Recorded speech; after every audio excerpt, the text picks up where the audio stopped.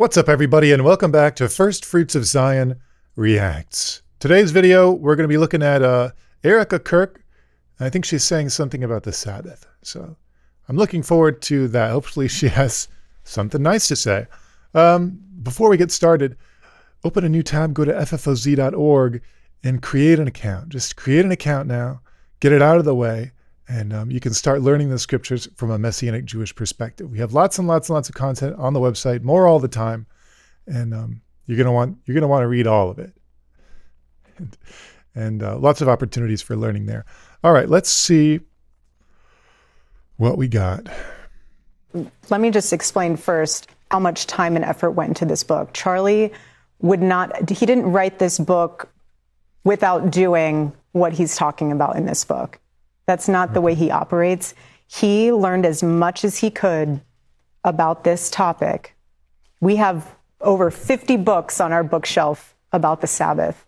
He wanted to know it so deeply, and he saw the fruit of what it was like to actually detach from the world, stop the noise, stop the scrolling, and just put pause on everything and focus on your family. And he was, at first, it was started with an hour, 2 hours, but then once he fully incorporated it into his life, he totally elevated.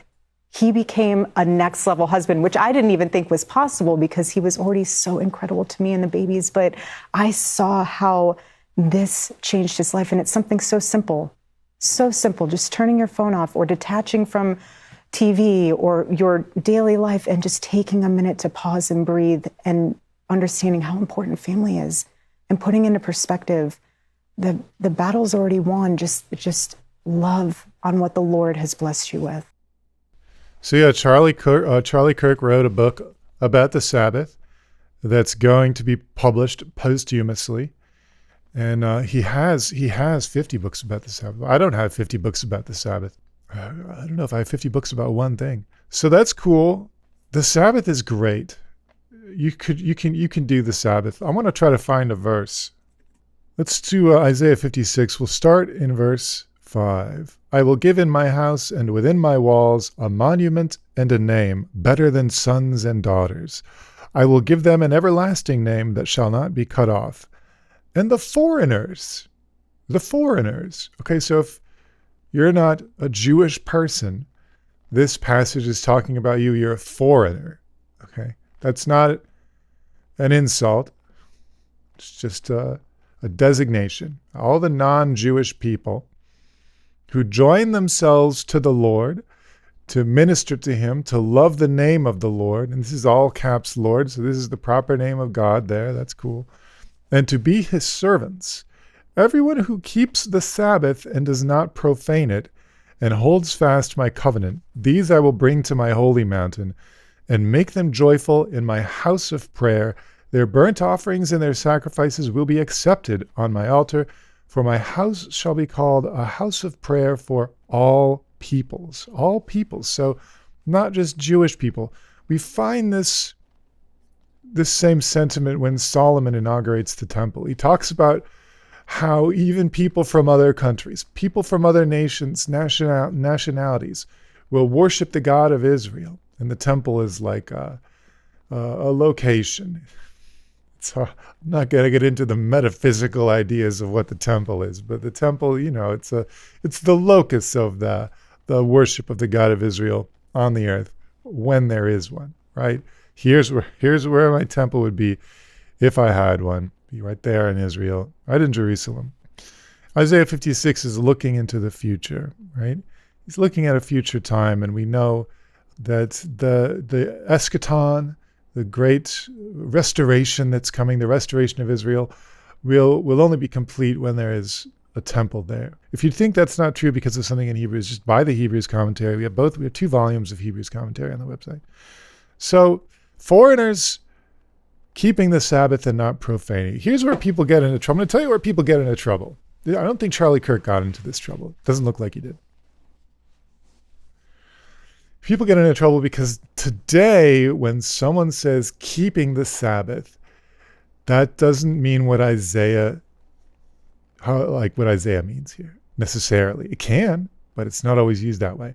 Sometimes when you hear the phrase keeping the Sabbath, what it means in an Orthodox Jewish context is that a person scrupulously avoids any and all of the 39 prohibited categories of creative labor on the Sabbath.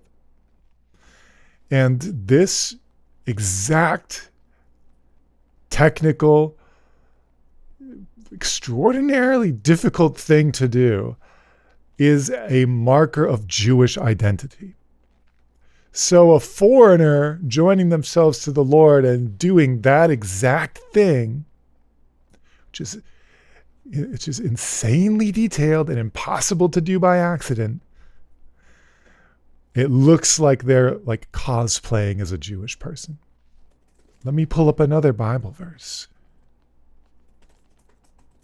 to explain why that's fine. And that's like, it's okay that that's the reality. So Exodus 31, verse 13. Above all, you shall keep my Sabbaths. So you are to speak. It's actually important to include this first bit. You are to speak to the people of Israel. Now we call them the Jewish people, Israelites, descendants of Jacob, and the nation that coalesced around that group. Not all of them are descended physically. You can join a nation. You are to speak to the people of Israel and say, above all, you shall keep my Sabbaths, for this is a sign between me and you. Okay, me and you. Just between us, God says, just between us. That you may know that I, the Lord, sanctify you. In other words, he's called Israel out to be a special nation, a holy, distinct people, different from all the other peoples of the world. You shall keep the Sabbath because it is holy for you. So how do we reconcile these two ideas? How do we reconcile the Sabbath being a sign between God and Israel specifically? And also this idea we find in Isaiah that there's foreigners keeping the Sabbath. Well, it's kind of like what Erica Kirk was saying.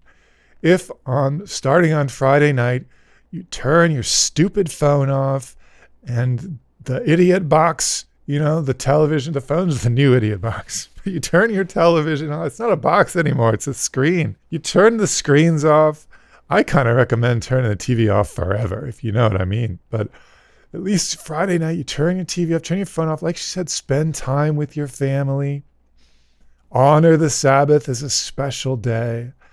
Use it as a time to read books, holy books, books about God, spiritual things, Musar, ethics, like whatever is going to help you get to the next level as a disciple, Meditate, prayer and meditation. All these things are great things to do on the Sabbath. Set aside the day as something special. Family time, devotional time.